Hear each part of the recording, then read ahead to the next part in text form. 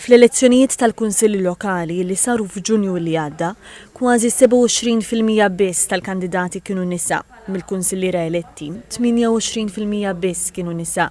Dawn ix-xejriet ħarġu f'konferenza tal-aħbarijiet li matula tħabbar li għaddej studju dwar il-parteċipazzjoni tan-nisa jew in-nuqqas tagħha fl-elezzjonijiet tal-Kunsilli Lokali.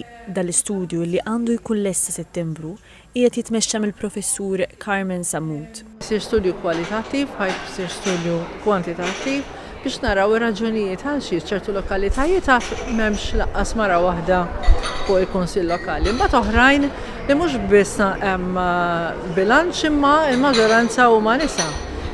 Fejn allura għaliex ċertu lokalitajiet qed nirnexxu f'lokalitajiet oħra le. Qed inħarsu lejn intersections oħra bħalma hija l-etniċità fuq il-livell lokali hemm madwar 100,000 persuna votant li mhumiex Maltin. U rridu nħarsu anke lejn din it-tip ta' dinamika. Il-professur Samud żiedet tgħid li għabbażi ta' riċerka jistgħu jiġu identifikati metodi oħrajn sabiex ikun hemm rappreżentanza akbar tan-nisa fil-Kunsilli Lokali. Is-segretarji parlamentari Rebecca Buttigieg u Alison Zerafa Civelli tkellmu dwar l-importanza li jkun hemm rappreżentanza b'saħħitha ta' nisa fil-Kunsilli Lokali.